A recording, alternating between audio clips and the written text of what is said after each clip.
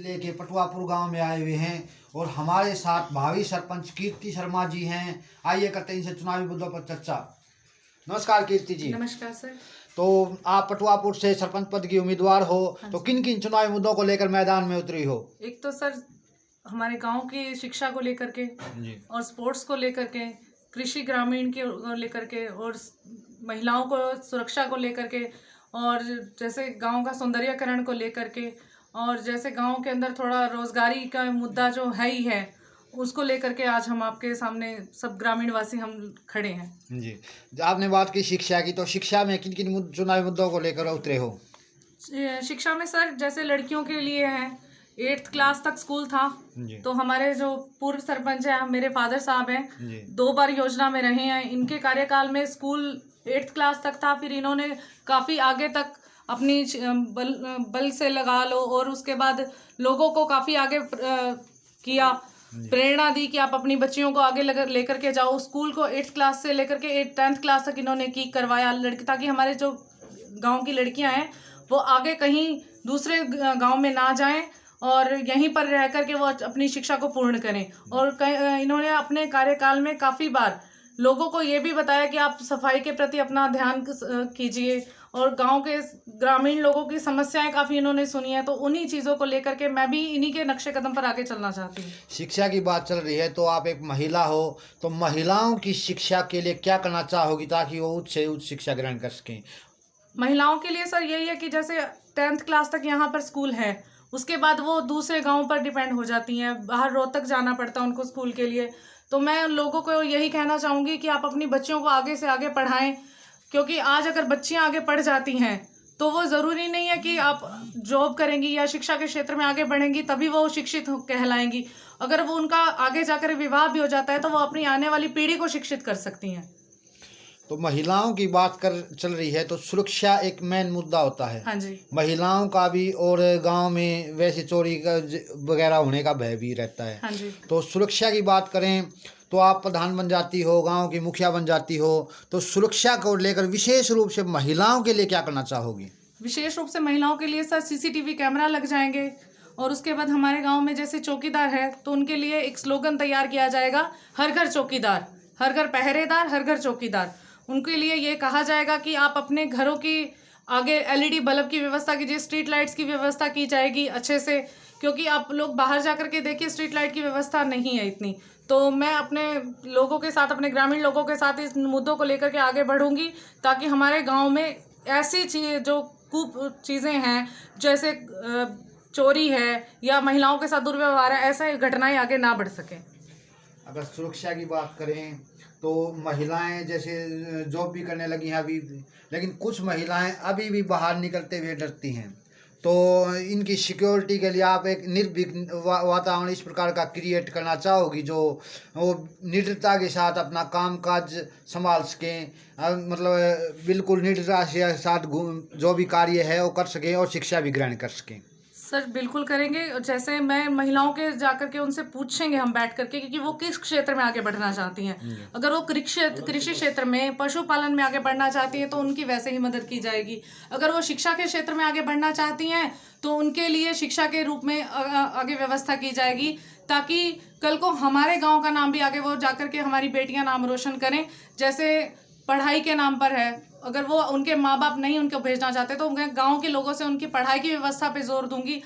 जो हमारे वो हैं साधन हुए, गांव में साधनों की व्यवस्था इतनी अच्छी नहीं है। सरकार से अनुरोध करूंगी कि आप हमारी बेटियों की शिक्षा के ऊपर काफ़ी जोर दीजिए, और उनसे कहूंगी कि आप धन से ज़रूर हमारी बेटियों की मदद कीजिए, क्योंकि वो धन के कारण ही हमारी बेटियां आगे नहीं बढ़ पा रही हैं। साधन की व्यवस्था है, जैसे एक बस लगी हुई है सर, तो अगर एक और बस का या साधन का व्यवस्था हो जाएगी तो हमारी बेटियां आगे जाकर के स्कूल कॉलेजेस में जा सकेंगी, अच्छे से पढ़ सकेंगी।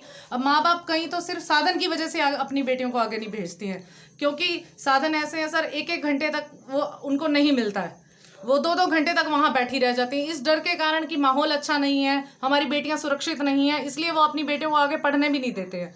तो वो यहीं गांव में ही 8 पढ़ लिया, जैसे 10 पढ़ लिया, तो उसके बाद उनकी 12 पढ़ने की उम्र में तो वो उनकी शादियां करवा देते हैं। तो उनसे ये बात की जाएगी कि आप अपनी बेटियों की शादी ना करवाओ, क्योंकि एक बाल विवाह है ये। बाल विवाह में अगर आप उनकी शादी करवा दोगे कि वो आगे जाके सुखी नहीं रह पाएंगी, कल को उनके साथ कुछ गलत हो जाता है, परमात्मा ना करे, लेकिन अगर उनके साथ कुछ गलत हो जाता है तो वो वापसी के भी उनके कदम बिल्कुल खत्म हो जाते हैं, क्योंकि वो पीछे आकर के भी कुछ नहीं कर पाती हैं। तो एक सिर्फ सेल्फ डिपेंडेंट होने के लिए शिक्षा ही सबसे अच्छा साधन है, क्योंकि शिक्षा आपको आगे बढ़ाने में हर तरह से मदद करती है। आप चाहे 10 पढ़े हो, चाहे 12 पढ़े हो, चाहे आप ग्रेजुएट हो, लेकिन अगर आप शिक्षित हो तो आप अपने आप के लिए आगे जरूर कुछ ना कुछ किसी भी फील्ड में आप आगे अपने लिए कुछ भी कर सकते हो। गरीबों की बात करें तो आप प्रधान बन जाती हो, तो गरीबों के लिए क्या कुछ योजनाएं लेके आने वाली हो? गरीबों के लिए सर जैसे धन संचय को लेकर के है। धन का तो देखो, गरीबों को सबसे पहला यही है कि एक तो बेरोजगारी है यहाँ पर, और दूसरा प्राइवेटेशन काफी ज्यादा हद तक है, क्योंकि ये सिर्फ और सिर्फ गांव की चीजों के ऊपर ही डिपेंड है। बाहर जाने के लिए इनके पास साधन नहीं है मुख्य रूप से। उसके बाद इनको ये है कि अगर यहाँ पर ही सरकार से कुछ मदद हो जाएगी, जैसे अभी तो हमारे सरकारी राशन से इनको मदद मिल जाती है, अगर सरकार से और भी अच्छे तरीके से मदद मिल जाएगी, हम आगे जाकर के गाँव ग्रामीण वासियों को साथ लेकर आगे बढ़ेंगे, ताकि इन लोगों की समझदारी से, हमसे जो बड़े हैं उनकी समझदारी से अगर हमारे गांव का कल्याण होता है, कोई भी ऐसी योजना है जो हमारे गांव के लिए आगे आई हुई है, तो अगर हमें गांव वालों को जैसे नहीं पता है तो उस योजना का लाभ उठाएं, ताकि इन लोगों के ऊपर जो गरीबी जैसी मुख्य समस्या है तो उससे इनको निदान मिले, उससे छुटकारा मिल सके। तो किसानों के लिए प्रधान बनने के बाद क्या करना चाहोगे? किसानों के लिए सर एक तो इनका क्या नाम है, जैसे पानी निकासी हो गई, इनको सबसे बड़ा मुख्य तो ये है, और दूसरा बीज है। कभी कभी खाद बीज इनको समय पर नहीं मिल पाता है, तो उसके लिए ग्रामीण वासियों को आगे बढ़ करके ये प्रयास करेंगे सर कि इनको समय पर खाद बीज मिल सके। जो पानी की व्यवस्था है, कई बार पानी अंदर खेतों में काफी दिनों तक खड़ा रहता है, तो उसकी निकासी करवाएं, ताकि इनके खेतों में अच्छे से फसलें हमारी लहराएं। तो खेतों में आने जाने के रास्ते कैसे हैं? कच्चे हैं सर, पक्का बनवाने की व्यवस्था करेंगे। कुछ पक्के हैं, लेकिन कुछ जैसे कच्चे हैं, तो कई बार जो साधन है वो काफी हादसों का शिकार हो जाते हैं लोग, तो उनके प्रति लोगों को कहेंगे कि यहाँ से रास्ता अगर थोड़ा भी हमको और मिल जाता है, तो सड़कें अगर चौड़ी निकल जाती हैं तो उनको ही कल को फायदा होगा इसका।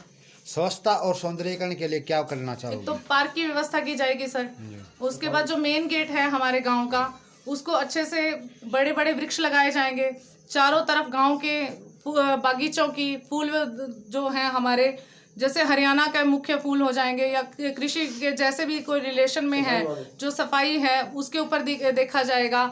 और उसके बाद जो ये तालाब है उसकी 4 दीवारी करके एक बड़ा सा गेट लगा दिया जाएगा, ताकि रात को अगर अंधेरा हो जाता है या किसी भी व्हीकल का कोई लाइट वगैरह की प्रॉब्लम हो जाती है सर, तो वो लाइट की प्रॉब्लम होने के कारण कोई हादसा ना हो सके। वो 4 दीवारी उनको कंफर्टेबल में रहेगी, कंफर्टेबल जोन में हमारे ग्रामीण रहेंगे। खेलों के क्षेत्र में क्या करना चाहोगे प्रधान बनने के बाद? खेलों के क्षेत्र में सर हमारे गांव से काफी लोगों ने नाम रोशन किया है। मेरे खुद फादर साहब लोग बच्चों को अप्रिशिएट करते हैं कि आप हमारे गांव का नाम आगे करो, ताकि अगर किसी बच्चे का नाम स्पोर्ट में भी आगे आता है तो हमारे गांव का नाम भी रोशन होगा, और जितना भी मदद हो सकेगी हम करेंगे। और सरकार से भी जाकर के हम आगे बढ़ के ये कह सकेंगे कि हमारे गांव का बच्चा इस स्पोर्ट में आगे आया है। एक कोच की व्यवस्था सर, स्टेडियम है हमारे यहाँ, लेकिन उसकी थोड़ा सही नहीं है, वो देख रखाव उसका सही नहीं है, उसको पक्का करवाया जाएगा। और उसके बाद एक कोच की व्यवस्था कर दी जाएगी। उसके बाद बच्चों को कहा जाएगा कि आप स्पोर्ट्स में बढ़ो आगे, या अपने गांव का नाम जिस क्षेत्र में भी आप आगे बढ़ा सकते हो उस क्षेत्र में बढ़ाओ। खेल एक ऐसा माध्यम है जिसके अनुसार आपका एक तो शरीर तंदुरुस्त रहता है, दूसरा आपके राज्य का, आपके गांव का और आपके शहर का नाम आगे बढ़ेगा। युवाओं के लिए क्या करना चाहोगे? युवाओं के लिए सर, यहाँ से जैसे बच्चों को हमारे जाना पड़ता है, रोहतक जाना पड़ता है, तो उनको काफ़ी दिक्कत आ जाती है। जैसे अब आगे सर्दी का मौसम आ जाएगा, धुंध वगैरह आ जाती है, तो यहाँ पर हमारे भाली एक रोड है, वहाँ पर काफ़ी सारे व्हीकल हादसे का शिकार हो जाते हैं हमारे बच्चे। तो कई बार रात को लाइट नहीं होती है, भाली से लेकर के इस गांव तक आने में आप देखोगे कि कोई भी स्ट्रीट लाइट नहीं है। तो ऐसी व्यवस्था की जाएगी ताकि हमारा बच्चा जो है, एक तो यहाँ पर फैक्ट्रीज वगैरह बन रही हैं खैर, तो थोड़े टाइम में बन जाएंगी, उसमें हमारे बच्चों को काम मिल जाएगा और जो बेरोजगारी है हमारे बच्चों की वो दूर हो जाएगी। उसके बाद अगर हमारे बच्चे बाहर जा करके कोई व्यवसाय करना चाहते हैं अपना खुद का, तो उसके अनुरूप में जो ऋण अगर वो सरकार से कुछ उनको प्राप्त हो जाएगा तो उसमें हम आगे बढ़ के काम करेंगे। इनके अलावा सामुदायिक रूप से क्या कार्य करवाना चाहोगे? सामुदायिक रूप में सर, जैसे महिलाएं हैं या पुरुष हैं जो बाहर जाके काम नहीं कर पाते हैं, तो उनको बैठ करके सर उनकी समस्याएं सुनेंगे, उसके बाद उनके ऊपर काम किया जाएगा। जैसे महिलाएं हैं वो सिलाई सेंटर खोलना चाहती हैं, कोई और अन्य रूप में कृषि पालन करना चाहती हैं, पशुपालन करना चाहती हैं, जैसे भी वो चाहेंगे हम ग्रामीणवासी मिलकर के सबकी मदद करेंगे सर। जनता को क्या संदेश देना चाहोगे? जनता को ये संदेश देना चाहते हैं कि आप अपने गाँव का, अपने